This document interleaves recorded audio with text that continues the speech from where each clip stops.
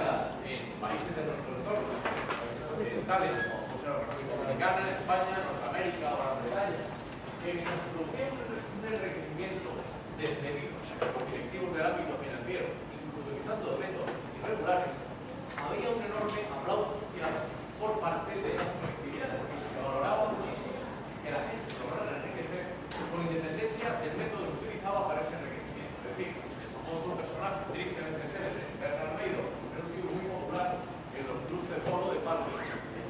Únicamente cuando existió una sanción judicial a estos comportamientos delictivos es cuando empieza a producirse el rechazo social, pero antes nunca, ¿de acuerdo? Ocurre que esto era así, porque en la sociedad se estaba valorando sobre todo como mérito o como garantía del éxito humano el obtener riqueza, nada más, sin contemplar el método y sin valorar el método por el que se hacía eso. Es que la sociedad se cuestionaba, es decir, todos estos directivos de las grandes compañías que han llevado a la quiebra bancos como Lehman Brothers o que Goldman Sachs ha hecho prácticas un poco extrañas, ¿no se han formado en las mejores escuelas de negocio del mundo? Pues sí que es cierto, ¿no? Y la pregunta que se hace es que en estas escuelas quizá no se enseñaba lo que se llama la famosa ética de los negocios. Sí que se enseñaba. Lo que ocurre es que la ética de los negocios, tal como se ha enseñado en casi todas las escuelas de negocios, era únicamente la explicación de una serie de mecanismos técnicos que cuanto mejor se conocían, no había una sólida base moral detrás, era más fácil saltarlos, porque eran meros mecanismos técnicos, ¿no? Y bien, no había más. Entonces, esto sin embargo no siempre fue así, porque las escuelas de negocio en el fondo son las escuelas de directivos que proceden o que están enmarcadas dentro de las universidades. Y según o dado cuál fue el origen de las universidades, de la formación universitaria, este tipo de formación en la que los valores morales no se consideran para nada, no siempre fue así. Si pasamos de hoja, vamos a ver. Bueno, aquí hay tres escudos. Uno es el del IEB, que es el centro de estudios donde yo trabajo, el Instituto de Estudios Bursátiles, un centro de España dedicado a temas de finanzas. Y los otros dos escudos que hay abajo son dos escuelas que están aliadas con el IEB. Una es la London School of Economics, que está a la derecha, en Gran Bretaña, y la otra es Wharton School, que está a la izquierda, la de la izquierda, que está en Filadelfia, en Estados Unidos, ¿no? Bueno, esas tres escuelas aliadas, como veis, tienen algo en común, que es la forma de los escudos. Aparte de que están aliadas, os dais cuenta que son escudos medievales, ¿no? Y realmente ninguna de esas tres escuelas se fundó en la Edad Media, porque la más antigua es la London School of Economics, que es del siglo XIX, ¿no? Sin embargo, ocurre que curiosamente muchísimas escuelas de negocios, aunque se hayan fundado en el siglo XX, tienen como emblema un escudo medieval. Y veréis por qué es así. Mirar, la universidad... No, la anterior. La universidad anterior, estamos viendo las a posteriores. Las 5. A ver, ahí, para arriba, otra más, ahí vamos. Vamos a ver. La universidad, que es una entidad conocida en el mundo entero, porque en todo el mundo hay universidades, no es una institución que existiera siempre. Es decir, en la época de los sumerios no había universidades. En la época de los egipcios tampoco había universidades. Todo lo más que tenía serían las clases acomodadas o la sociedad o la élite directiva de los países, pues tenían a lo mejor unos preceptores, pero universidades no había, ¿no? Incluso, no sé, en la época culmen de la antigüedad clásica, la época de Platón y Aristóteles, la famosa academia de Platón y Aristóteles en Atenas, la academia ateniense, no era una universidad, eso más bien era un club, ¿no?, de intelectuales que intercambiaban puntos de vista, pero no era. La universidad entendida como una organización estable de profesores y alumnos, encaminada a la investigación y al desempeño de estudios superiores, y que permite la obtención de un grado académico socialmente reconocido. Bueno, esta definición me la he inventado yo, puede haber otras, ¿no? Pero vamos, yo creo que reúne todos los requisitos de lo que es una universidad. Esto, como digo, no existe siempre. La primera universidad que se funda está en Bolonia, en Italia, se fundó en el siglo XI. Bolonia, que todavía existe, se llama el Colegio de San Clemente, se llama ahora el Colegio de San Clemente de los Españoles, pero esa universidad sigue existiendo, ¿de acuerdo? También en el siglo XI, en Oxford, nace el Christ's College, fue la segunda universidad, que todavía existe, además existen los mismos edificios del siglo XI, existen, ¿no? En el siglo XII nace en París, Notre Dame, que hoy se llama la Sorbona, como sabéis, ¿no? Y cuando empiezan a nacer universidades de una forma ya desmedida y tremendamente extendida en toda Europa, es en el siglo XIII.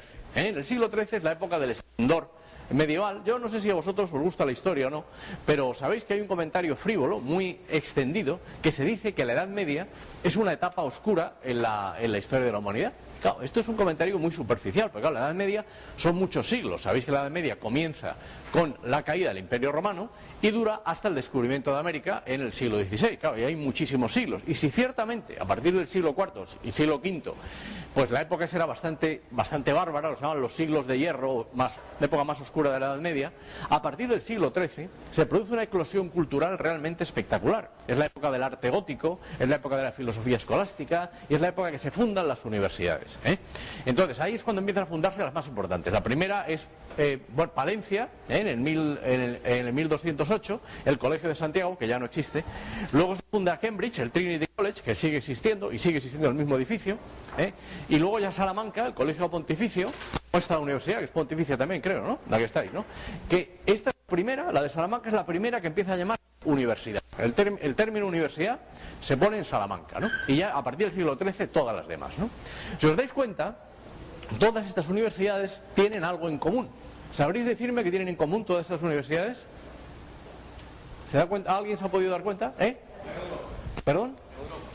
Europa, esa es una. Otra. ¿Perdón? Las denominaciones, si os fijáis, una se llama San Clemente, otra el Christ College, otra Notre Dame, que es por Nuestra Señora, Santiago, son nombres cristianos. Y esto es por lo siguiente, porque cuando los bárbaros invadieron el Imperio Romano, haciendo honor a su nombre, que es el de bárbaros, pues arrasaron con toda la cultura y el saber de la antigüedad clásica. Entonces, bueno, además la élite de la sociedad bárbara es que no sabía ni leer y escribir, entonces le daba exactamente igual lo que hubieran escrito los filósofos, matemáticos y físicos de la antigüedad, ¿no? Ocurrió, sin embargo, que una institución muy pujante en la Edad Media, que era la Iglesia Católica, consideró que era una auténtica tragedia que se perdiera toda la filosofía de Platón y Aristóteles, la física de Euclides, la matemática de Pitágoras, todo aquello decidió que había que conservarlo. Y como quizás sepáis, en los monasterios medievales, los monjes se dedicaron a guardar todo aquello, ¿no? Como en aquella época no había ni fotocopiadoras, ¿verdad? Ni había internet, los pobres tenían que hacerlo escribiendo en unos maravillosos códices miniados, además lo escribían con unas letras muy bonitas, porque sabían que era maravilloso todo eso saber, lo fueron conservando, ¿de acuerdo? Y se conservó durante toda la época oscura de la Edad Media, hasta que llegó el siglo XIII. Y en el siglo XIII, que fue la época del esplendor medieval, la sociedad civil ya empezó a interesarse por los conocimientos de la antigüedad clásica. Y alrededor de los monasterios y de las catedrales, la Iglesia consideró que además de dar lo que es la doctrina cristiana, era también muy positivo darles a la gente, al común de los mortales, algo que era una muestra del poder que Dios había dado al hombre, que es el intelecto. Entonces empezaron a darle conocimiento civil. Ese conocimiento civil que se da alrededor de los monasterios y las universidades, lo que dio lugar es a que nacieran todas ellas. ¿De acuerdo? Bueno, entonces, si pasamos de... Muchísimas gracias. A ver, debido a este origen fundacional de las universidades, ¿verdad?, vinculado a la Iglesia, pues como es lógico, los estudios universitarios que había entonces, pues de Derecho, de Medicina, de Filosofía o de Economía, lo que hubiera, estaban todos inspirados en un planteamiento moral objetivo. Es decir, el cristianismo, unos seremos cristianos, otros no, pero vamos, el cristianismo es cierto que defiende una moral objetiva determinada. Entonces, como es lógico, pues todas las élites directivas que formaban las universidades estaban inspiradas en esto, en un planteamiento moral objetivo, el cristiano, pero era el que había, ¿de acuerdo? Por tanto, las decisiones que tomaba la clase directiva, los dirigentes de la sociedad medieval a partir del siglo XIII, decisiones políticas, culturales, económicas, procuraban siempre adaptarse a un comportamiento moral objetivo, ¿de acuerdo? No digo que siempre se consiguiera, porque también se hicieron auténticas burradas, pero por lo menos así pensaba la sociedad. O sea, la tendencia era que, como te estaban contando que lo que había que intentar en la vida no era enriquecerse, sino lograr el cumplimiento de unos valores morales, la sociedad o los directivos intentaban cumplir aquello. ¿Queda claro esto? Bueno, una cosa, si algo no se entiende o no estáis de acuerdo, con toda confianza me paráis y abundo en ello, ¿de acuerdo? O discutimos al respecto. ¿Queda claro esto? Bueno, vamos a ver. Como sabéis, hasta el siglo XVI, el principal método de obtención de riqueza en la humanidad pues no era la industria, porque no había industria, ni tampoco siquiera era el comercio. Y principalmente la obtención de riquezas era la explotación de territorios. Es decir, el rey o el señor o el caballero que tuviera mayor territorio, era posible que fuera más rico, porque claro, pues podía explotar más ganadería, más agricultura o más minería, indudablemente, ¿no? Por eso, como sabéis, la Edad Media, hasta el siglo XVI, era una época de muchísimas guerras fronterizas, porque claro, el que tenía más territorio, más dominaba, ¿no?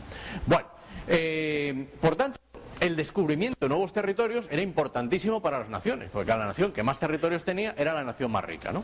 Como bien sabéis, en el siglo XVI, la nación que más territorios logró tener fue España, ¿no? Entonces España descubrió la riqueza ingente de América y España logró ser la nación más potente de Europa y más potente del mundo en aquel momento, ¿no? Pero ocurre que efectivamente, al ser potente, también era tremendamente rica. Y es una cosa sorprendente que cuando... Yo sé que hay mucha crítica sobre la labor de España, etcétera, ¿no? Yo cuando se critica tanto a España, sobre todo cuando se critica tanto a España aquí en Iberoamérica, yo que soy español, tengo que decir que los que están criticando a los españoles están criticando a sus antepasados, porque claro, realmente todos ustedes son los descendientes de los conquistadores, de los navegantes, porque yo no, mis abuelos se quedaron en España peleándose contra los turcos, contra los holandeses, los españoles siempre está peleándose con alguien, y si no nos peleamos con alguien, nos peleamos entre nosotros, así que declaremos la guerra a alguien, ¿no? Bueno, pero vosotros sois los descendientes de los conquistadores, de los navegantes, etcétera, ¿no? Bueno, pues vuestros antepasados, cuando llegaron aquí, uno de ellos cuentan que cuando Hernán Cortés, por ejemplo, conquista México, lo conquista pacíficamente, como sabéis, luego que ellos creen que Hernán Cortés es un dios y le dejan entrar tranquilamente Tenochtitlán. Y cuando toma la ciudad pacíficamente, que descubre que hay una riqueza enorme, bueno, los tíos han dicho, oye, qué bien, porque eran solamente 400 soldados, como sabéis, y dice, oye, hemos tomado un imperio riquísimo, cultísimo, con unos ingentes recursos naturales y lo hemos dominado sin enfrentamiento, ¿no? Pero observaban que en el templo mayor de Tenochtitlán hacían sacrificios humanos, como sabéis, ¿no? Y entonces llegó un momento que dijeron, mira, por un planteamiento moral no podemos admitir que estos tipos sigan haciendo sacrificios humanos. Entonces el libro que hay ahí hay que quitarlo. Claro, muchos asesores que llevaba Cortés, oye, como se te ocurra enfrentarte a este tema, esta conquista que ha sido tan pacífica puede acabar en una guerra. Así que mejor no crees problemas, sigamos explotando la riqueza de aquí, que estos tíos se han sometido. Pero ellos consideraron, dijeron, bueno, está recogido en las crónicas de entonces, ¿no?, que ha llegado la hora de hacer algo por nuestro Dios. Y curiosamente, pues un grupo de 15 o 20 soldados extremeños subieron hacia el templo mayor, tiraron la estatua donde hacían los sacrificios humanos y el altar de los adoratorios y pusieron una cruz de palo como la que hay ahí, enorme, ¿no? Claro, a partir de aquel momento empezó ya el combate con los aztecas, la famosa noche triste, una matanza de españoles tremendo, luego, en fin, pero así empezó, ¿no? Bueno, indudablemente esto demuestra que por un planteamiento moral objetivo tomaron una decisión que perjudicaba a unas decisiones económicas, ¿no? Entonces, ¿por qué estos tipos actuaban así? Porque las crónicas de aquella época, sabéis que los que venían por aquí, estos antepasados vuestros que estuvieron por América, tenían la costumbre de recoger por escrito todo lo que hacían, lo bueno y lo malo, ¿no? Es muy bonito la crónica de Bernal Díaz del Castillo, de la conquista de México, o lo que escribe a Alonso de Ojeda, o lo que cuentan, no sé, la Araucana de Alonso de Ercilla, está siempre recogido, ¿no? Y es imponente que los que empezaban estas expediciones solían decir a su gente, ¿no?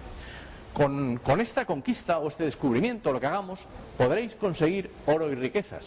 Pero lo único que tenéis que ambicionar es la gloria, porque ese es el único tesoro que en verdad satisface a los hombres honrados. Entonces, ¿cuál fue la mentalidad que llevó a estos hombres a actuar así? Si pasamos de hoja, pues mirad, esto obedeció a algo muy importante y muy desconocido, que os animo que, aparte de lo que yo cuente ahora, lo indaguéis un poquito más, que es la llamada Escuela de Salamanca. La Escuela de Salamanca era un grupo de pensadores y filósofos que han sido de las mayores cumbres del pensamiento mundial en el terreno de la economía y de la filosofía. Ahí estaban Francisco de Vitoria y Francisco Suárez, que son los que inventaron el derecho internacional.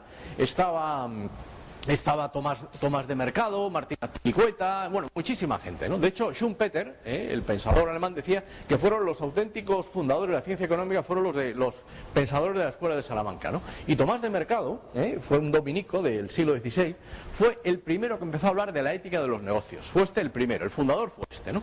Bueno, pues la Escuela de Salamanca mantenía lo siguiente. Estos dijeron que en una época en la que había esclavitud, había servidumbre, pues esto empezaron a defender y a mantener filosóficamente que el ser humano ellos hicieron, como digamos, la primera gran reivindicación de la libertad. Es decir, que el ser humano es libre por naturaleza. Esto era importante en una época, como digo, que había una sociedad bastante limitadora de la libertad del ser humano, ¿no? E incluso en una época donde había una obediencia ciega a la moral religiosa, decía, ¿no?, que incluso el ser humano, y que había Inquisición, que es una auténtica atrocidad, que a nadie se le podía imponer obrar el bien o obrar el mal. O sea, que el ser humano era libre de elegir él solo el bien. Eso ahora mismo nos parece obvio, pero en aquella época no era tan obvio, ¿no? De elegir el bien o elegir el mal. Y nadie se lo podía imponer. Y en todo caso ya habría un castigo en la otra vida o un premio. Pero el ser humano era libre por naturaleza, ¿no? Además, ellos establecieron lo que se llamó la doctrina del derecho natural. Esto venía a defender, y esto fue un monumento jurídico porque salvó muchísimos derechos durante mucho tiempo, que venía a decir que lo justo o lo injusto, o sea, lo que es justo o lo que es injusto, está definido por una ley natural, una ley que está en la naturaleza de las cosas, que es preexistente, es decir, que es anterior a las leyes humanas positivas, o sea, las leyes que emanan de los gobiernos o de los parlamentos. Esa ley es preexistente y por supuesto es superior. Y que la ley positiva, o sea, la ley humana, para ser ley justa, tiene que adaptarse a la ley natural. Esto es lo que de la doctrina del derecho natural, ¿no? Además, estos señores mantenían que la soberanía correspondía al pueblo libre, no a los monarcas. En una época había un total absolutismo que decía que no. La soberanía pertenecía al pueblo, y que la forma natural de gobierno, por lo tanto, era la democracia. Tenemos un toque. Esto, por tanto, hizo que se instaurara la teoría de los derechos humanos, que empezó en el siglo XVI. Claro, todo esto que nos parece tan obvio ahora, derechos humanos, democracia y tal, claro, en aquella época era impensable. Y empezaron a decirlo estos tipos de la escuela de Salamanca. ¿De acuerdo? Bueno, de hecho, en esas crónicas que os cuento de aquella época, donde se recogía todo, yo no sé si aquí en la República Dominicana es así, pero en España tiene muchísima importancia los ayuntamientos, las municipalidades tienen mucha importancia en España, ¿sabéis? Y cuentan que los municipios de aquella época, del siglo XVI, cuando se dirigían todos los concejales se llaman allí los representantes del pueblo de los ayuntamientos, ¿no?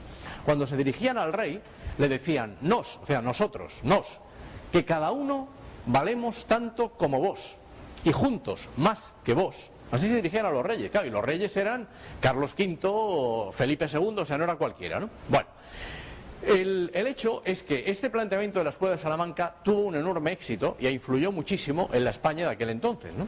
Hasta tal punto que llegó a producirse algo que es un auténtico monumento jurídico que se llamó la controversia de Valladolid. Esto consistió en lo siguiente. Bueno, cuando hemos visto que España descubre América y empieza a ver que esto no era, que América no era como creían que era una ruta a la China, sino que era todo un continente riquísimo, con civilizaciones muy avanzadas, con unas riquezas naturales enormes. Bueno, pues lógicamente, las demás naciones europeas quisieron ocupar terrenos en América, también, claro, ¿no? Ocurrió que el rey de España discrepaba y él decidió que eso tenía que ser para España, ¿no? Bueno, el hecho es que hubo un conflicto muy grande y en aquella época que no había Naciones Unidas, quien dirimía estos conflictos territoriales era el papado, ¿no? La Santa Sede, que era donde se discutían estos temas, ¿no? Entonces hubo un debate donde se discutió a quién pertenecía todos estos territorios descubiertos, ¿no? Y al final se dictó como una especie de laudo en el cual se decía, y se firmó lo que se llama el Tratado de Tordesillas, donde se decidió que la mayor parte de América correspondía a España y un poquito del actual Brasil correspondía a Portugal, ¿de acuerdo? Bueno, claro, España tenía delante de ella pues unos inmensos y riquísimos territorios para empezar a descubrir y a colonizar y a explotar, ¿no? Bueno, ocurría que con toda la lógica del mundo los demás reyes europeos protestaron, ¿no? De hecho hay una frase muy buena del rey Francisco I de Francia que decía: ¿en qué cláusula del testamento de Adán está escrito que medio mundo corresponde al rey de España? Claro, tiene toda la razón, ¿no? Entonces, como sabéis, empezaron a mandar expediciones de corsarios, el Francis Drake, de piratas, de tal, que querían ocupar territorios en América, ¿no? Con toda la razón. Lo que ocurre es que no siempre tener razón garantiza tener éxito. Y como sabéis, después de muchos combates, Inglaterra no logró ocupar ningún territorio aquí. Hubo intentos, sabéis que en Santo Domingo hubo ataques de franceses, de ingleses, pero nunca lograron dominarlo. Y al final, esto quedó para la explotación de los peninsulares de España, ¿no? Insisto, vuestros antepasados, no los míos. Bueno, el hecho cierto es que cuando España ya tenía delante de sí toda la riqueza de América para explotarla y enriquecerse, ocurrió que una serie de filósofos de la escuela de Salamanca dijeron que había que indagar qué justificación moral tenía que España pudiera seguir descubriendo, colonizando y explotando comercialmente, ¿no?, y agrícolamente los territorios americanos. Entonces el rey Carlos I, que como digo había ganado a las demás potencias europeas la explotación de aquí y que tenía libre América para explotarla, dio orden que se detuviera la colonización, descubrimiento y explotación del territorio americano. Dio orden de que se parara hasta que se dilucidara qué justificación moral había para hacer esto. Y estuvo 5 años detenida la exploración, el descubrimiento y la explotación agrícola, y comercial y mercantil de América. 5 años. Hasta que al final, eso fue la controversia de Valladolid, hasta que al final se pusieron de acuerdo y dijeron: solamente hay derecho a que España siga explotando esto si todos los habitantes originales de América tienen los mismos derechos que los nacidos en la península. Y los que han nacido en América, son tan españoles como los que nacen en la península. Por eso hubo el enorme mestizaje que ha habido en América. De hecho, vosotros pues tendréis antepasados de todo tipo de razas, como yo. O sea, yo tengo sangre árabe, sangre gitana y sangre, bueno, evidentemente soy español, ¿no? Y vosotros tendréis sangre española y sangre india y sangre de todas las razas, porque se decía que todos eran exactamente igual de españoles, que tenían que ser libres para convertirse o no al cristianismo. Y solamente después de esto España tiene derecho a seguir explotando.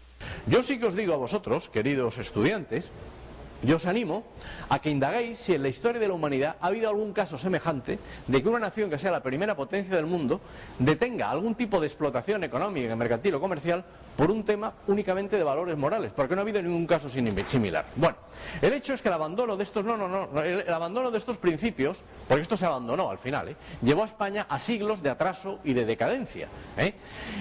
Pero claro, a veces nos planteamos, y esto viene bastante a cuento con esto que os acabo de contar, cuando muchas veces se explica ética de los negocios, ¿no?, en las escuelas de las business school, ¿no?, se dice: oye, es que el cumplir los planteamientos morales, el vivir la honradez moral, a la larga te dificulta el éxito profesional, porque claro, si otros no viven estos planteamientos morales, tú estás en situación de dificultad. Bueno, eso no es cierto, porque con estos planteamientos morales que España intentó vivir, durante el siglo XVI, XVII y XVIII, la realidad de España es la que viene en la página siguiente, que fue una auténtica monarquía universal. Todo lo que está marcado en azul allí es lo que era España en aquel entonces. O sea, que llega al territorio hasta Filipinas. Si os fijáis, en la parte del norte de América, casi todos los actuales Estados Unidos eran españoles. Las famosas 13 colonias inglesas son un poquito de lo que hay aquí en gris. O sea, las colonias inglesas eran esto. Todo lo demás éramos lo mismo todos, vosotros y nosotros. Yo, de hecho, esta clase, que alguna vez se la ha dado a estos alumnos de Wharton norteamericanos, yo les digo que ellos fueron españoles. Luego no sé si darles la enhorabuena o el pésame, pero ellos fueron españoles también. O sea que la realidad es esta, ¿no? Yo sé que hay mucha leyenda negra y tal, pero la realidad es esta, se logró todo aquello, ¿no? Y si os fijáis lo que se hizo en aquella época de política, de navegación, de literatura, de arte, de todo. Bueno, fijaros una cosa, yo no sé si alguno de vosotros habéis visitado la Universidad de Harvard en Boston. ¿Habéis visitado alguno o no? ¿Sí? En la Universidad de Harvard, bueno, la historia de Harvard es la siguiente. Esa universidad se funda en el siglo XVIII. La fundaron los señores en 1781, creo, ¿no? Harvard. Pero el origen de esto está en que, pues 100 años antes, hubo un párroco, pues sería presbiteriano, porque era protestante, de allí de Boston, que en su parroquia era un hombre muy culto y tenía una biblioteca muy potente. Y cuando este hombre iba a morir, pues su biblioteca de la parroquia la donó a un colegio que había allí en Boston. Bueno, y ahí quedó el tema, donó la biblioteca y fuera. Y cuando un siglo más tarde se funda la Universidad de Harvard, pues el nombre que se pone es el nombre del párroco aquel viejecito que donó la biblioteca. De tal. Bueno, pues en la entrada de la Universidad de Harvard hay una estatua, si la viste, que pone un chico joven que pone 1693, que es cuando murió el clérigo aquel, ¿no? John Harvard, fundador de la Universidad de Harvard. Bueno, a eso los estudiantes y profesores le llaman la estatua de las 3 mentiras. La primera mentira es que Harvard no se fundó en 1600, sino se fundó en 1700, porque en 1600 es cuando murió el clérigo, ¿no? La segunda mentira es que John Harvard no fue el fundador de la Universidad de Harvard, fue un tío que donó una biblioteca. Y la tercera mentira es que el muchacho de la estatua no es Harvard, porque John Harvard era un clérigo, un vejete, y el chico es un chico muy guapo que es un estudiante, pero pusieron en la estatua. O sea que, bueno, pues la realidad es que cuando se funda la Universidad de Harvard, pues 200 años antes, concretamente, se había fundado esta universidad, que esta no, la Autónoma, es la más antigua, ¿no? La Autónoma. O sea, vuestros antepasados habían fundado cientos de universidades en Perú, Chile, Argentina, México, Bolivia. Estaba plagado de universidades, de bibliotecas. O sea que hay una leyenda negra que nosotros, los iberoamericanos, tenemos que negarla. Digo iberoamericanos y no latinoamericanos, porque claro, latinos son los italianos, son los rumanos, son los húngaros, son los belgas, y vosotros no descendéis de los belgas ni de los rumanos, ¿eh? O sea, si habláis de Latinoamérica estáis rendiendo tributo a Berlusconi, del cual no descendéis, ¿de acuerdo? Vosotros sois iberoamericanos, como yo. Bueno, pasamos de hoja, ¿eh? Después de esta exaltación patriótica de España, en fin, vamos a ver. Ahora, ¿qué ocurrió? Porque este planteamiento de valores morales se perdió, porque obviamente las actuales escuelas de negocio nos enseña esto. ¿Por qué ocurrió esto? Pues mirad, por un tema de evolución de la metodología en la enseñanza universitaria. Vamos a ver si explicar esto. Mirad, al inicio de la Edad Media, antes de que fundara las universidades, pues el planteamiento de la moral, el por qué había que portarse bien o mal, estaba exclusivamente apoyado en la fe religiosa. En aquella época, mira, la gente tiene que portarse bien porque sí, porque lo mandan, lo dicen los mandamientos de la Iglesia y no hay discusión. O sea, era una época de un espiritualismo radical. Ahí no se razonaba nada. ¿Queda claro? Bien, sin embargo, en el siglo XIII nació un personaje realmente impresionante, una de las grandes cumbres del pensamiento mundial, que es Tomás de Aquino. Tomás de Aquino era un fraile dominico, que era un tipo tremendamente gordo, por cierto, y tremendamente tímido. De hecho, cuando él era novicio, le llamaban el buey mudo, porque era un tipo muy tímido y muy gordo. Pero el prior de los dominicos, cuando él era novicio, decía, sí, vosotros le llamáis, a los demás dominicos, ¿no? Le llamáis el buey mudo, pero cuando este buey mujar, hará temblar las estructuras, ¿no? Y de hecho así fue, ¿no? Además cuentan una anécdota de él, que como era muy tímido, el pobre gordo este, ¿no? Pues los demás novicios siempre estaban riéndose de él, ¿no? Y cuentan que un día, en el recreo, bueno, yo no sé a qué jugarían los dominicos en aquella época, ¿no? Al pádel ni al fútbol, no creo, pero estaban descansando los demás novicios. Y Tomás de Aquino, pues estaba leyendo en su celda, ¿no? Porque era un tipo muy... no se relacionaba mucho, ¿no? Y entonces, para reírse de él, empezaban a decir todos los dominicos, mira, mira, mira, un burro que vuela, un burro que vuela. Entonces el pobre gordo se levantó, se asomó a la ventana y se puso a mirar. Claro, la carcajada se oyó en Berlín, ¿no? Pero cuando cesaron las risas, Tomás de Aquino dijo, claro, yo prefiero pensar que un burro vuela a pensar que un dominico miente. Bueno, pues Tomás de Aquino, él lo que hizo fue cambiar el planteamiento. Él decía que la moral tenía que estar apoyada en la fe, por supuesto, él era un monje cristiano, pero también tenía que estar apoyada en la razón, en las dos cosas. ¿Perdón? Recinto se llama, porque es una universidad católica y el recinto de Santo Tomás de Aquino. Ah, se llama Tomás de Aquino. Ah, mira, pues ya conocéis la historia del patrono. Bueno, pues entonces, veréis los planteamientos tan buenos que hizo el personaje. Él mantenía que tenía que estar la moral apoyada en la fe y en la razón. Y decía que ambos campos, el campo de la razón y el campo de la fe, eran campos autónomos, tenían un espacio propio de actuación, pero no eran contradictorios, eran complementarios, podían ayudarse unos a otros, es lo que él mantenía, ¿no? Además, él lo que defendió es que había que recuperar todo el legado de los clásicos, decía, porque aunque Platón y Aristóteles y Séneca y Sócrates no eran cristianos, pero lo que decían era enormemente valioso y por tanto es perfectamente útil para la religión cristiana o para alguien aunque no crea, porque es válido en sí mismo, ¿de acuerdo? Esto defendía Tomás de Aquino, ¿no? Y además hizo la primera reivindicación de la libertad, lo que aquí luego la Escuela de Salamanca terminó reivindicando. El primero que empezó a defenderlo como un valor propio del ser humano es Tomás de Aquino, ¿de acuerdo? Bueno, y él luego además empezó a defender dos métodos de investigación. A ver si se explicar esto, pues es un poco complicado. Vamos a ver. Defendía lo que era el método deductivo y el método inductivo. El método deductivo es aquel que a partir de principios universales se llegan a conclusiones particulares. Vamos a ver. Por ejemplo, vamos a ver, ¿alguien de los aquí presentes, espero que no, ha estado en el Polo Norte?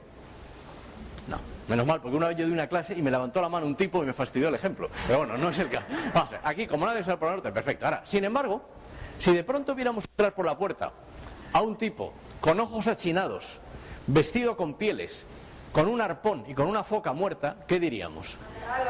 ¿Quién es este? ¿Qué es un esquimal? Un esquimal. ¿Alguien está en el Polo Norte? Nadie. ¿Alguien ha tenido trato con los esquimales? Nunca. ¿Alguien tiene un primo, un pariente esquimal? Nadie. Pero sin embargo todos tenemos un concepto universal que se llaman los esquimales. que sabemos son tipos que viven en un sitio donde hace frío, que viven con pieles, y que por tanto ahí no pueden cultivar lechugas porque no hay nada, y que se alimentan con focas. Por lo tanto, ese tío es un esquimal. ¿Habíamos visto esquimales antes? Nunca. ¿Hemos hecho algo empírico? No, pero teníamos un concepto universal. Entonces, a base de conclusiones lógicas, se llega, ese es el método deductivo. ¿Lo he explicado más o menos o no? Sí, ¿no? Vale. El método inductivo, por ejemplo, el ejemplo que he puesto del esquimal es un poco idiota, pero bueno, vamos a poner un ejemplo. Cuando se dice, porque claro, en el método deductivo todo se hace con especulaciones de la razón, porque nada hay que verlo antes. Por ejemplo, cuando se dice, la causa del mal es causa del mal causado. Por ejemplo, un padre de familia que se casa joven y no tiene muchos recursos, como todos los que nos casamos jóvenes. Yo me casé mayor, pero bueno, no tienes, pero al cabo de los años te casas con una chica muy mona, a la que tú quieres, pasan los años, logras enriquecerte, el individuo tiene 3 o 4 hijos, le va mejor, la mujer le ayuda a ser mejor, y cuando ya tiene 63 años y está con una situación económica muy desahogada, conoce a Maripili, que es la secretaria. Dice, ¡hombre, Maripili! Y entonces resulta que decide que, claro, Maripili, que la ve que es muy mona, probablemente su mujer es más mona que Maripili, pero van pasando los años y lo nuevo siempre gusta, oye, se va con Maripili y la deja. Entonces resulta que al final, el que abandona a una mujer acaba abandonándola también a la segunda y a la tercera y a la cuarta, no pasa la pensión a su mujer, abandona a los hijos, el hijo mayor se da la droga porque el padre le ha abandonado, y el hijo que le da la droga con un síndrome de abstinencia atropella a una anciana y la mata. ¿Se puede decir que el padre es inocente de la muerte de esa anciana? No. Evidentemente la causa del mal es causa del mal causado. ¿Estamos de acuerdo? Bien. Bueno, vamos a ver el método inductivo, es justo al revés. En el método inductivo nadie sabe lo que es un esquimal. Un tipo, para llegar a una conclusión del método inductivo, tiene que irse al Polo Norte. Y va para allá y de pronto ve un tipo con los ojos achinados, y que va vestido con pieles y que mata focas. Y dice, mira, un tipo. Y ve otro que hace exactamente lo mismo. Y ve un tercero, y ve un cuarto. Y dice, oye, aquí hay un sitio, hay un ámbito de ciudadanos que hacen todos lo mismo. ¿Cómo los podemos llamar? Pues son los esquimales. O sea, ha hecho lo mismo, pero al revés. ¿Estamos de acuerdo? Es el método. Se va desde lo concreto, desde lo particular a lo universal. O sea, en el método inductivo son conclusiones de la experiencia. El otro es de la lógica y en esto es de la experiencia. ¿Estamos de acuerdo? ¿Más o menos? Bien, bueno. Entonces, lo que mantenía Tomás de Aquino es que ambos métodos son de aplicación alternativa, tanto para la moral como para la razón. Se pueden aplicar los dos y son válidos.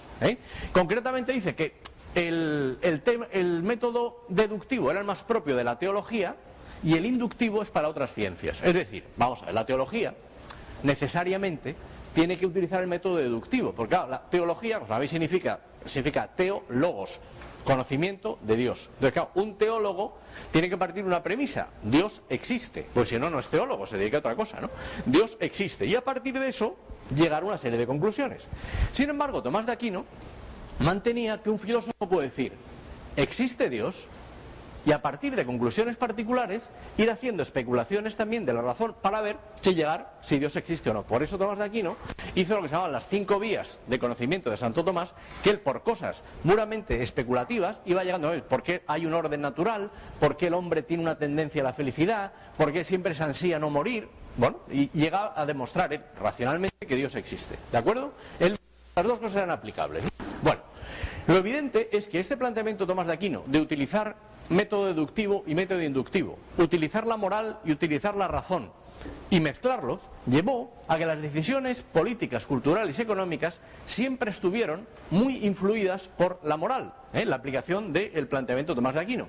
Porque se consideraba que la moral era algo racional y era algo razonado. Luego, por lo tanto, la gente, cada vez que tomaba una decisión, se ponían a pensar, oye, tú, ¿esto es moral o no es moral? Porque veían que era algo racional. No tenía que funcionar solamente con la fe, sino que con la razón se podía llegar a esto. ¿Se entiende lo que estoy explicando hasta aquí o no? ¿Sí? Vale. Bueno, vamos a ver. La evolución y el desarrollo de los planteamientos de Tomás de Aquino llevó a que el avance de la filosofía y de la ciencia siempre estuvo apoyado en la moral. Durante siglos, hasta la escuela de Salamanca del siglo XVI. Los de la escuela de Salamanca eran escolásticos también, seguían el planteamiento de Tomás de Aquino. ¿Queda claro esto? Bueno, todo esto iba bien. Y si esto hubiera seguido así, evolucionando evidentemente cada vez más, pues hubiéramos llegado a que en las escuelas de negocios se seguiría enseñando una moral objetiva, aplicada a nuestros tiempos, pero se hubiera desarrollado. Pero esto se quebró. Se quebró por lo siguiente. Porque, bueno, vais a ver tema metodológico. Hay un problema, veis, por un tema de método, cómo se fue todo esto al traste. Pasamos de hoja. Nació al siglo siguiente otro filósofo inglés Guillermo, Tomás de Aquino era italiano, y aquí no está en Italia. Guillermo de Ockham era un fraile también, era franciscano, inglés. Y Guillermo de Ockham lo que planteó es que esto que decía Tomás de Aquino, de que un filósofo pudiese decir existe Dios, era una auténtica falta de respeto, y que por lo tanto por esa vía no se podía continuar, y que había que coger y volver a definir que la moral, por tanto la fe y la razón, son compartimentos estancos, que no tienen nada que ver, no se pueden mezclar, ¿de acuerdo? Él decía que en el ámbito de la moral, ese era el terreno de los principios universales, el bien, el mal, lo justo, lo injusto, ese es el campo de los principios universales, y había que volver a un espiritualismo radical, es decir, a que en el campo de la moral las cosas había que hacerlas porque sí, porque lo mandaba la Iglesia, porque lo mandaba la fe y punto. Eso de razonar la moral, lo que decía Tomás de Aquino, decía que para nada, ¿de acuerdo? Eso decía Tomás de Ockham, Guillermo de Ockham, perdón. Por otro lado, decía que solamente en el ámbito de la razón no existen los universales, solamente existen los casos particulares. La razón solamente funciona por lo particular, por lo que se ve, por lo que se comprueba, ¿de acuerdo? Y por tanto, los universales no existen en el campo de la razón. Los universales, para él, para Guillermo de Ockham, desde el punto de vista de la razón, son meros nombres. La libertad, la justicia, son nombres. Por eso su filosofía se llama el nominalismo. O sea, la justicia, el bien, la moral, esos son nombres, ¿de acuerdo? No entra en el terreno de la razón. Ahora, lo curioso de todo esto es que Guillermo de Ockham, que dice que hay que volver a la obediencia absoluta de la voluntad de la razón, perdón, sometimiento de la razón a la moral, el que decía que no se podía cuestionar a alguien filosóficamente si Dios existe, es un hombre bueno, pero nada más. Mientras que Tomás de Aquino, el que decía que se podía razonar, curiosamente es un santo. O sea, la Iglesia le proclamó santo, o sea que tampoco se ve que no pasa nada porque uno cuestiona estas cosas, ¿no? Bueno, entonces, ¿qué ocurrió? Vamos a ver a los métodos de investigación. El amigo Ockham, el filósofo inglés, decía que el método inductivo es el propio de la razón, el que va viendo las cosas concretas, ¿de acuerdo? Y es el único, es el adecuado para la filosofía y para las otras ciencias, ¿de acuerdo? Mientras el método deductivo es el de los universales, es el propio de la moral, el de la fe, y solamente se aplica en la teología, no se puede aplicar a las otras ciencias. Eso mantiene Guillermo de Ockham, o sea, corta, así como Tomás de Aquino lo mezclaba, corta, porque dice que el racional es el inductivo y el deductivo no. Bueno, sin embargo esto no es así, porque claro, el método inductivo a veces falla. ¿Estamos de acuerdo? Vamos a ver un ejemplo. Por ejemplo, vamos a ver. ¿Tú cómo te llamas? Carlos. Bien, Carlos. Yo Álvaro. Encantado, Carlos. Carlos, ¿a ti te gusta la música? Sí, a mí también me gusta la música, Carlos. Oye, ¿a los demás os gusta la música? Sí, entonces parece que cuando a Carlos le gusta la música y a Álvaro le gusta la música, a los demás les ha gustado la música. Bien, Carlos, ¿a ti te gusta viajar? Sí, a mí también me gusta viajar. ¿Os gusta viajar a todos? Sí, luego parece que cuando a Carlos le gusta viajar y a mí, a vosotros, o sea que cuando a Carlos le gusta una cosa y a Álvaro también, suele ocurrir que a los demás también, ¿de acuerdo? Ya vamos llegando a una conclusión deductiva. Carlos, ¿te gustan los toros? ¿Las corridas de toros? No. Me encantan. Es más, yo no soy torero porque mi madre no me dejó, pero me encantaría. Por lo tanto, hay que concluir que a todos vosotros os gustan las corridas de toros. No necesariamente. Ahí fracasa el tema. ¿Estamos de acuerdo? Vamos, ¿lo vemos o no? O podría ocurrir que a ti sí te gustaran las corridas de toros y a mí también. A que no os gustaban a vosotros. Pero según el método inductivo, cuando a Carlos le gusta algo y a mí también me gusta algo, a todos los demás tiene que gustarles. Pues no. A veces falla. A veces falla, a veces acierta, pero a veces falla. Por el contrario, el método deductivo, el otro, el de los universales, es tremendamente racional. Por ejemplo, vamos a ver si se explica esto. Si yo afirmo dos cosas que no sé qué cosas son, ¿de acuerdo? Dos cosas, en abstracto, nadie sabe qué cosas son, que son iguales a una tercera, ¿de acuerdo? Que tampoco sabemos cuál es, son iguales entre sí. ¿Esto es cierto o no? Es absolutamente cierto. Dos cosas que son iguales a una tercera, aunque no sepamos cuáles son ninguna. Tienen que ser iguales. Tienen que ser iguales. Esto es un planteamiento puramente deductivo. ¿Estamos de acuerdo? ¿Lo entendéis, no? Por ejemplo, ¿alguien de aquí ha visto un protozoo? No, yo no he visto un protozoo en mi vida. Es más, estoy convencido que jamás ver un protozoo porque mi interés en ver un protozoo es nulo. Ahora, yo puedo afirmar con total contundencia que una parte del protozoo siempre es menor que el todo del protozoo. ¿Es cierto o no? Porque hay un principio deductivo que dice la parte siempre es menor que el todo. ¿Estamos de acuerdo? Por tanto, es tremendamente racional. Bueno, pues Occam mantenía que no era racional. Pero lo triste es que este sistema triunfó. No sé qué pone aquí. A ver si me he dejado algo para decir. Ciencias experimentales. Sí, bueno, lo mismo, ¿eh? Es decir, bueno, el asunto es que este planteamiento de Occam tuvo éxito y la gente mantuvo en las universidades y en el ámbito del conocimiento que el método deductivo no se podía utilizar. Se dio un siguiente paso, al siglo siguiente, otro filósofo inglés que se llamaba Francis Bacon. Cuando los ingleses se meten en filosofía, la acaban liando, como vais a ver, porque Francis Bacon dio un salto mayor todavía. Él mantenía que solamente es cierto lo que tiene demostración a través de las ciencias experimentales. O sea, es un paso más todavía, ¿eh? Por lo tanto, su filosofía no es que sea nominalista, es que ya es lo que se llamó el empirismo. Solamente lo que tiene demostración pues en un laboratorio. Lo demás no es cierto, científicamente. Por tanto, el método inductivo ya se convierte en experimental. O sea, puramente experimental. Y según Bacon es el único válido para cualquier conocimiento científico, el experimental. O sea, ni siquiera el inductivo, experimental. ¿Queda claro? Y luego dice que el método deductivo hay que abandonarlo porque no es científico, no es racional, eso dice él, y que la moral, el tema de la moral, pues por supuesto no es objeto del conocimiento, ni conocimiento científico ni intelectual. La moral es un tema el que quiere tenga, pero no tiene ningún valor. ¿De acuerdo? Eso es lo que mantiene él. Claro, solamente vale el método empírico, el experimental. Ahora, ¿qué ocurre? Sin embargo, el ser humano es el único ser de la creación que está siempre planteándose cuestiones trascendentes. Es decir, pues ¿qué hay después de la vida? ¿Qué no hay? ¿Hay algo? ¿No hay nada?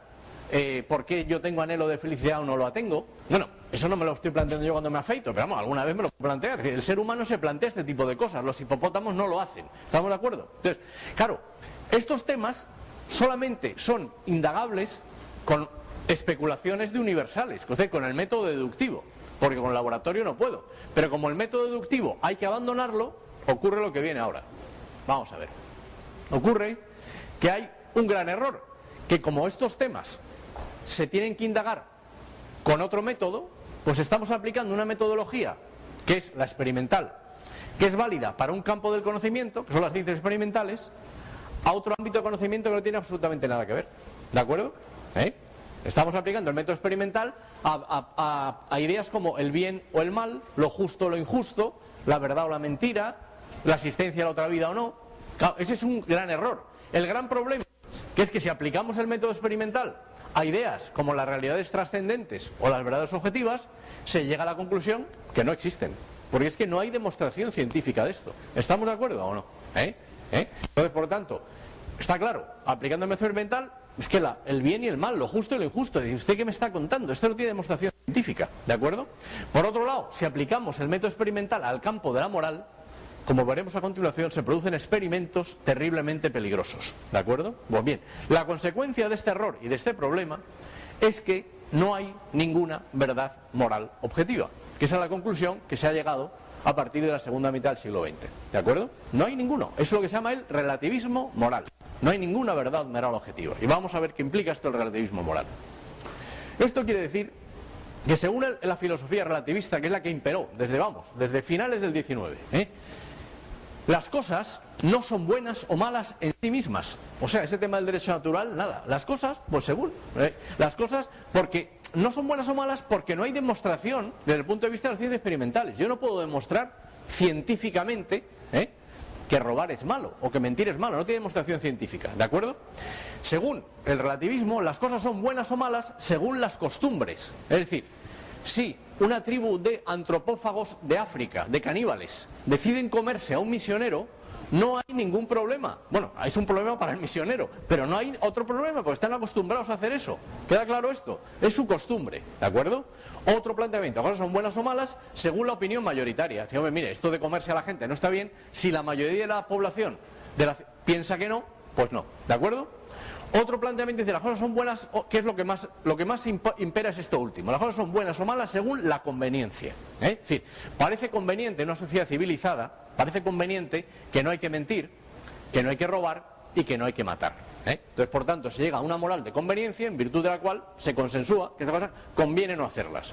Pero no porque sean buenas o malas en sí mismas, sino porque en sí parece que es lo más práctico. ¿De acuerdo? Es una moral de conveniencia, ¿no? Pero claro, el problema está en que, ¿y qué ocurre cuando sí conviene al Estado o al individuo mentir, robar o matar? Porque a veces conviene. Es decir, no sé, cuando te están pidiendo que pagues tus impuestos al Estado y que declares lo que has ganado, hay gente que dice, mira, yo no quiero pagar, voy a engañar y a decir que no he ganado tanto. Ahí conviene al individuo mentir. O cuando un empresario que despide a cientos de trabajadores o ha llevado a la quiebra a la empresa, oculta cifras y se lleva un bonus, que esto ha ocurrido no hace tanto tiempo, en Wall Street es terrible, ¿no? Pues ahí conviene mentir, o conviene, eso es robar, o sea, conviene robar, y se le ponen nombres distintos, ¿estamos de acuerdo? O conviene matar. En España hay un debate terrible porque han aprobado una ley salvaje del aborto, que uno puede matar a un niño cuando quiere, y el debate, bueno, es que para mí no es un ser humano, y se queda uno sin despeinarse, sobre todo serán calvos, pero da igual, lo defienden, Eso a veces interesa. Ah, pues este es el problema, amigos. Entonces, ¿qué pasa? El relativismo moral lleva a que la inexistencia de valores objetivos, evidentemente, lleva a que hay que negar la necesidad de someterse a la ley natural. No existe, no hay ley natural, ¿de acuerdo? Es decir, porque ellos consideran, un planteamiento, ¿no? La sociedad relativista, la filosofía relativista, que la admisión de verdades absolutas, superiores a la voluntad del hombre, se considera algo arcaico, se considera algo irracional o algo contrario a la libertad.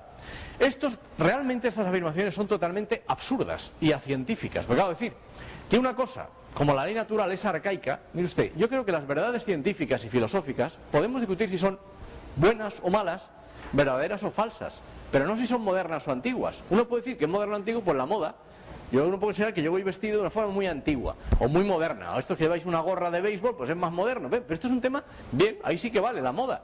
Pero en matemáticas, 2 más 2 son 4, es tremendamente antiguo. Pero no podemos descartarlo, porque es válido. ¿Estamos de acuerdo? O sea, que el planteamiento en filosofía o en ciencia, decir que algo es antiguo, es ridículo, es ridículo. En segundo lugar, decir que es irracional. Creo que hemos estado viendo la enorme racionalidad que tiene defender la moral objetiva y los valores absolutos. Hemos estado viéndolo con bastantes ejemplos.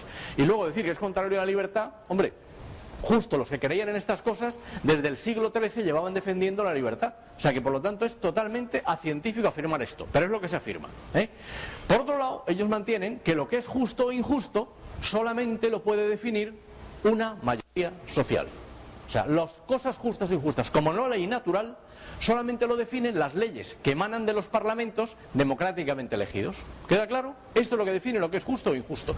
Y esta es la moral, el planteamiento filosófico que ha influido en las legislaciones civilizadas desde el siglo XIX. ¿Por qué? Porque esto tiene, damos por favor un toquecillo aquí, esto tiene una enorme apariencia democrática. Hombre, si lo aprueba un parlamento democráticamente elegido, esto es fantástico, esto define lo justo y lo injusto. Ya está, eso es lo que define la moral. Pero ¿qué ocurre? Que esto, pese a su apariencia democrática, funcionó hasta que en enero de 1933 se produjo en Alemania unas elecciones democráticas, cuyo resultado fue el de la siguiente pantalla, que es este. ¿De acuerdo? Esto de aquí es imposible criticarlo desde el punto de vista del relativismo moral, porque estos señores tenían un fundamento filosófico totalmente relativista. El bien y el mal es que lo define un parlamento. Y como estos tíos ganaron las elecciones, dijeron, pues a partir de ahora ya no hay elecciones, ahora mando yo. Y es que la ley la emito yo ahora. Y lo justo o lo injusto se define, no hay crítica filosófica posible a estos tipos del casco. Es imposible. ¿De acuerdo? Este es el fruto del relativismo moral. Este es el fruto. Pasamos de hoja, que esto es muy desagradable. Entonces, el relativismo moral llevó a que el nacionalsocialismo, es decir, definía que el bien de la nación alemana, es decir, moral de conveniencia, pues les llevaba a justificar las agresiones territoriales, ocupar países de al lado, Polonia, Hungría, Checoslovaquia, y por supuesto exterminar la raza judía, porque era el bien de la nación alemana. Y no hay crítica filosófica posible desde el punto de vista del relativismo moral, no hay ninguna. ¿De acuerdo? No hay ninguna. También el marxismo, que también es un fundamento relativista. El bien de la clase trabajadora, moral de conveniencia también, moral de conveniencia, lleva a suprimir la libertad o a reprimir a los disidentes. Punto. Sabéis que el Gulag se convirtió en el destino turístico preferido del disidente de la Unión Soviética. No hay discusión. No hay discusión. Es la moral de conveniencia. O el capitalismo, cuando tiene un egocentrismo radical, dice, hombre, el propio éxito del individuo, también moral de conveniencia, pues lleva no sé, a despreciar los problemas de los demás. A mí los trabajadores me dan igual, la sociedad me da igual, yo que me importa enriquecerme yo y a pervertir totalmente las normas morales. ¿Estamos de acuerdo o no? Claro. Entonces, pues mirar, lo que ocurre es que por esto el relativismo moral, nacionalsocialismo, marxismo, capitalismo radical, llevó a que el siglo XX, pese a los, y hay que admitirlo, enormes avances técnicos que tuvo el siglo XX, tuvo avances técnicos enormes, sin embargo, y a sus solemnes y a mi juicio hipócritas declaraciones a favor de los derechos humanos, ha sido el siglo que está estadísticamente demostrado donde hubo mayores matanzas, dictaduras y atrocidades contra el ser humano. Nunca ha habido un siglo tan atroz como el siglo XX, nunca, nunca, nunca. ¿Sabéis que la Inquisición, que es una institución perversa y además totalmente anticristiana, porque parece mentira que apoyándose a la religión cristiana se quemara gente, pues la Inquisición en toda su historia mató mucha menos gente que lo que pudo matar el campo de concentración de Auschwitz en una semana? O sea, es una cosa terrible lo que pasó. A partir del siglo XX fue una auténtica salvajada. Si damos otra vez, por favor. Entonces, en este contexto de relativismo moral, filosófico, histórico y moral de conveniencia, atrocidades con el ser humano, en este contexto es el que se han formado los directivos empresariales del siglo XX. Es así como se han formado. Por tanto, podéis comprender que un directivo de Lehman Brothers, que ha visto las matanzas del siglo XX, los genocidios, robar un poco de bonus es un pecado mortal, de un pecado venial, y es una tontería, ¿comprendéis? Y este es el fruto del relativismo moral, ¿de acuerdo? Bueno, pues frente a esto hay que imponer, los directivos empresariales del futuro, del siglo XXI, que seréis vosotros, tenemos que defender el realismo. El realismo, a lo que lleva, es a defender y a mantener que en realidad casi todas las cosas en esta vida, casi todas las cosas, son opinables. Y es verdad, casi todo es opinable. O sea, a mí me podéis decir todos, la corbata que llevas, Álvaro, es horrorosa. Pues bueno, a mí me gustará, pero es un tema opinable. Al que me lo diga a la cara me peleo, pero me da igual, es un tema opinable. El tema del deporte, o sea, porque todo admite prueba en contrario. Sí, creo que la selección de fútbol español es la mejor del mundo, pero bueno, admite prueba en contrario. Veremos en Brasil qué pasa, a lo mejor la República Dominicana nos lo gana. Bueno, a mí me da igual porque me siento dominicano también, pero en fin, está claro, casi todo en esta vida, en moda, en cultura, en arte, todo es opinable. ¿Estamos de acuerdo? Hay muy poquitas cosas, o sea, casi todo es relativo, admite prueba, pero hay muy poquitas cosas que son verdades absolutas, que son verdades objetivas, muy pocas. Lo que ocurre, amigos míos, eso sí, es que esas pocas cosas precisamente son las más importantes. Es decir, el tema de la defensa de la libertad, la dignidad del ser humano, la obligación de defender la justicia, la obligación de decir siempre la verdad. Todo eso es justo una verdad objetiva. Son muy pocas, pero esas pocas son verdades absolutas. ¿Estamos de acuerdo? Lo demás es opinable. Mira, no sé, en España una gran división entre derechas o izquierdas. Primero creo que esa división de derechas y izquierdas es un tema totalmente artificial, ¿no? Pero hay gente que dice, yo soy de derechas de toda la vida. Digo, esto es una desgracia, hombre, pues usted puede cambiar de opinión. O yo soy de izquierdas y moriré de izquierda. Digo, muere usted por otra cosa. Es una tontería, esto es más opinable, ¿no? Yo creo que el realismo tiene que llevar a que mantengamos una enorme confianza en las posibilidades y en la potencia de la razón humana para coincidir en verdades objetivas. O sea, podemos ponernos de acuerdo todos nosotros en verdades objetivas y con gente de otro ámbito cultural si nos apoyamos en la razón, ¿de acuerdo?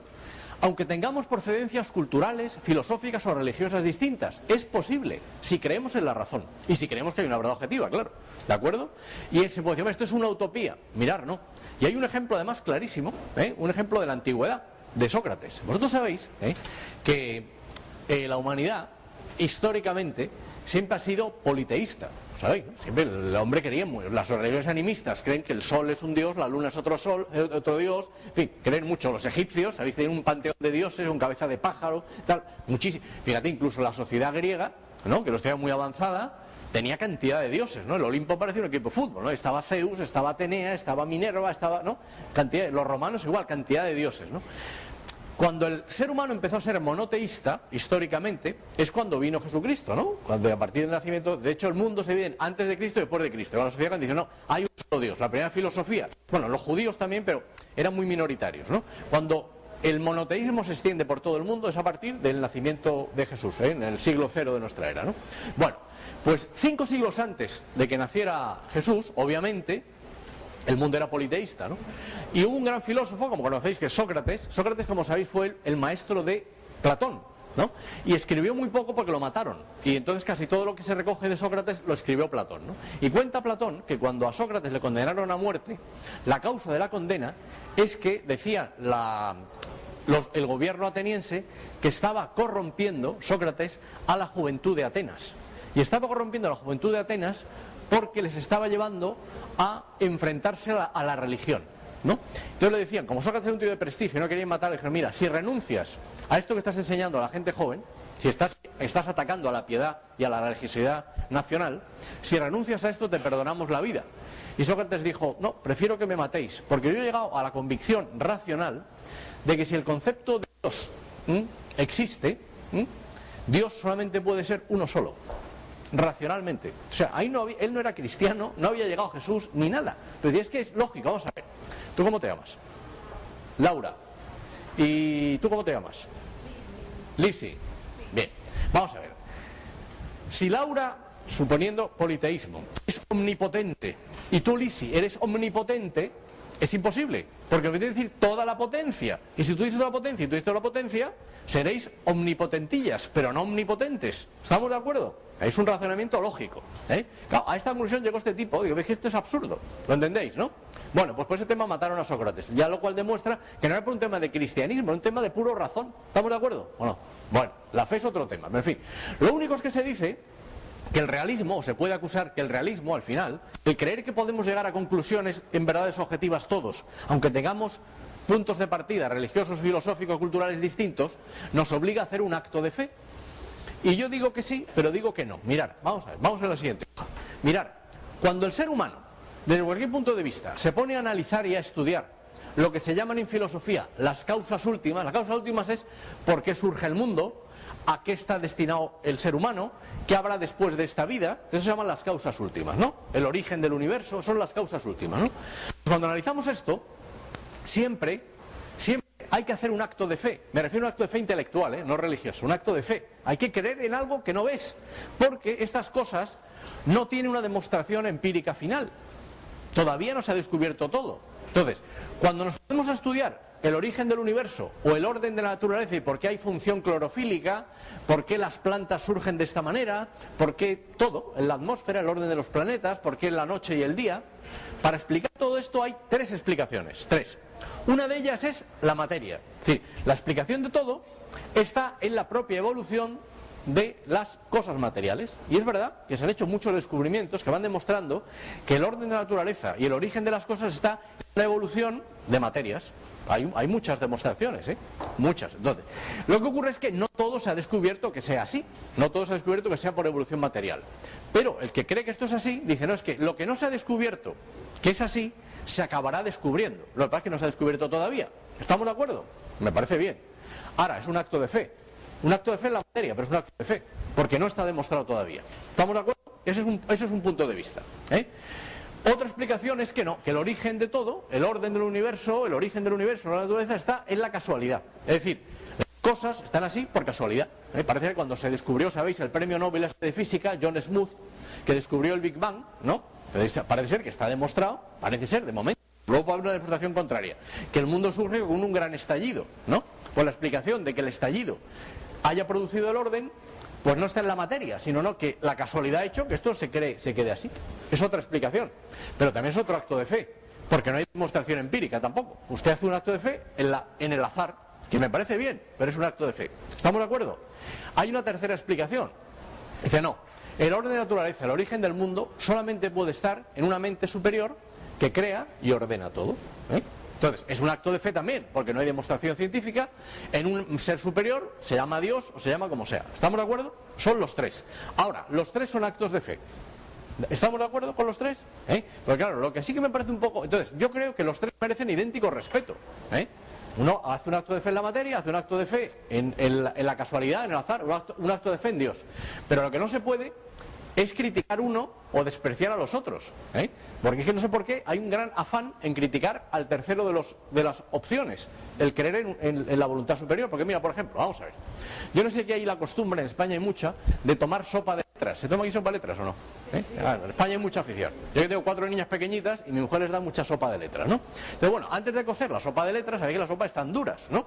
Entonces, mis hijas, una de ellas, la tercera, que se llama Berenguela. Hay que ver la mala idea de la madre llamar Berenguela a una niña, pero así se llama. Bueno, pues mi hija Berenguela tiene la costumbre de que antes de que su madre ponga a cocer la sopa, tira la sopa y cae, la pone en el aire y cae la sopa, de las letras desparcidas por la cocina, ¿no? Supongamos que cuando Berenguela coge la sopa de letras y la tira y cae, al caer caen los versos de Rubén Darío.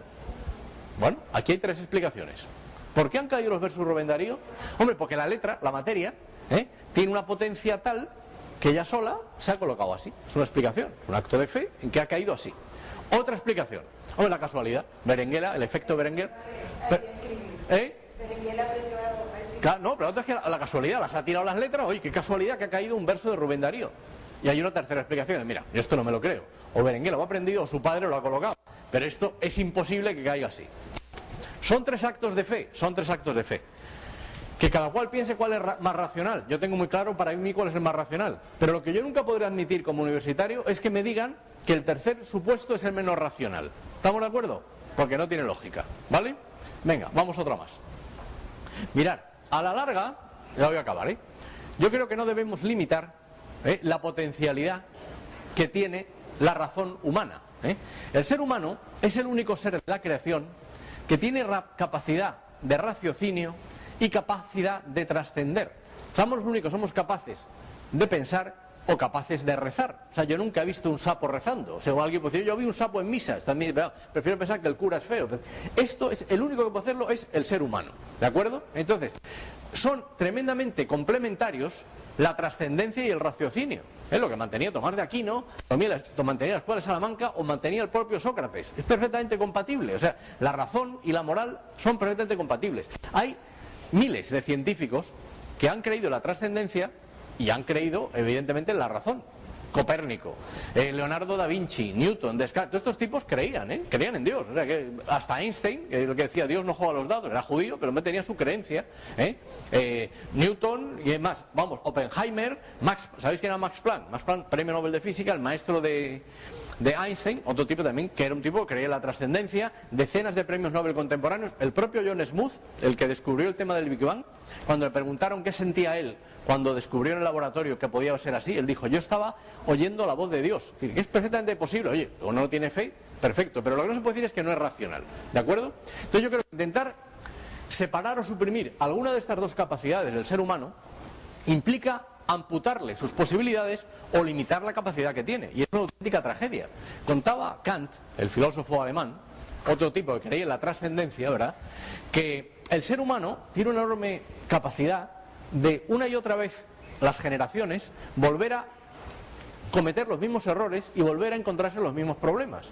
Sin embargo, que es una pena que hayamos despreciado las soluciones que han pensado los mejores de nuestros antepasados. Es decir, es una auténtica tragedia, o sea, no es racional despreciar todo el legado de Aristóteles, de Platón, de Tomás de Aquino, de la Escuela de Salamanca. Es absurdo, es absurdo. Además, el mundo en técnica ha evolucionado porque se ha ido apoyando en los descubrimientos, es decir, descubrimientos científicos. Pero claro, si en filosofía hemos dado un corte drástico, hemos llegado a la tragedia que estamos, ¿de acuerdo?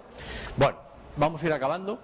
Acabamos, de hecho. Mirad, yo creo que solamente un directivo que confíe en la fuerza y en el valor de la razón humana, que valore el legado intelectual de la humanidad, los clásicos, que valore todo eso, que crea las verdades objetivas y que intente vivir la rectitud moral, practicará la ética de los negocios y vivirá la deontología profesional, porque este es el único, podemos irle dando ya, este es el único fundamento de la ética de los negocios. Este es el único, porque el que es capaz de lo más es capaz de lo menos. Un tipo que es capaz de hacer todo esto protegerá a sus trabajadores y será un tipo que se porte francamente bien en su empresa, porque al final, y ya voy a acabar, las decisiones que vais a tomar en vuestra vida las tomaréis solos, en la soledad de vuestra conciencia, y si no creéis en estas cosas, no lo haréis. Y os voy a contar una anécdota, ya de remate, de un amigo mío que es directivo de una importante empresa español, todavía vive, y que él es militar de origen, ¿no?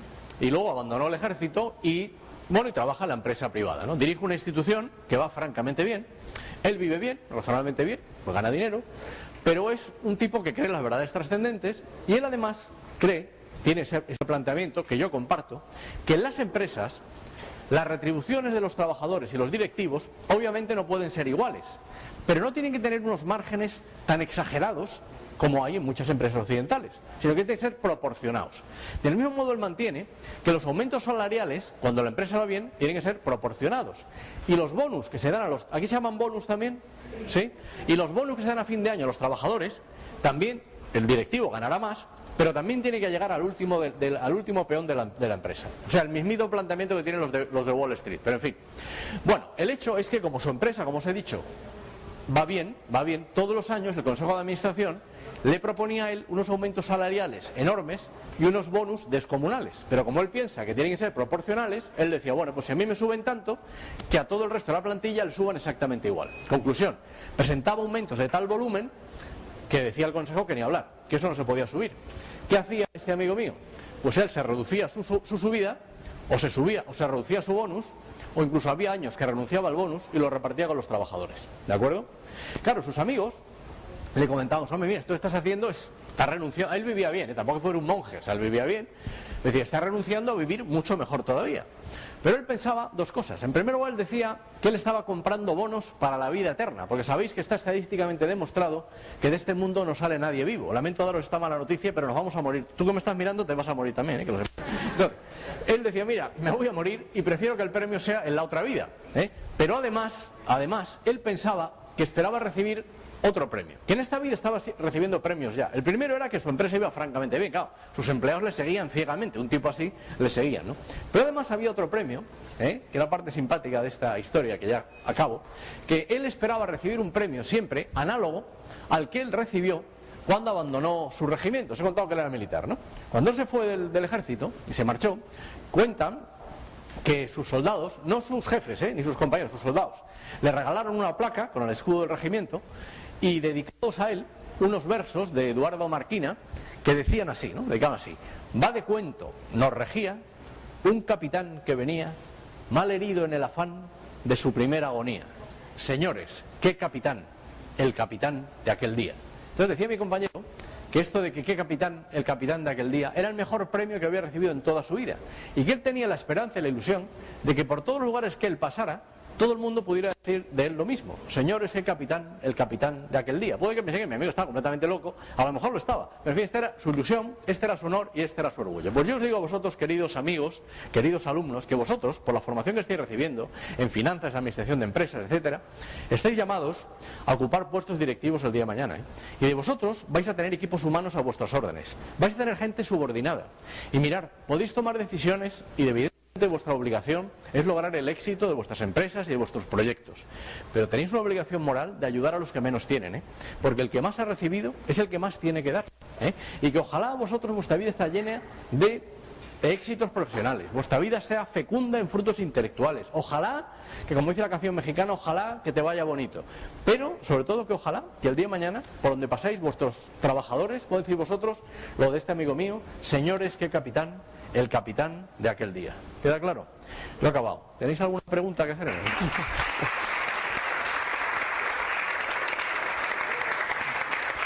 ¿Queréis preguntarme algo o no? ¿Está todo claro? ¿O todo tan confuso que no hay nada que preguntar? Otra posibilidad. Bueno. No, vale. Muchas gracias.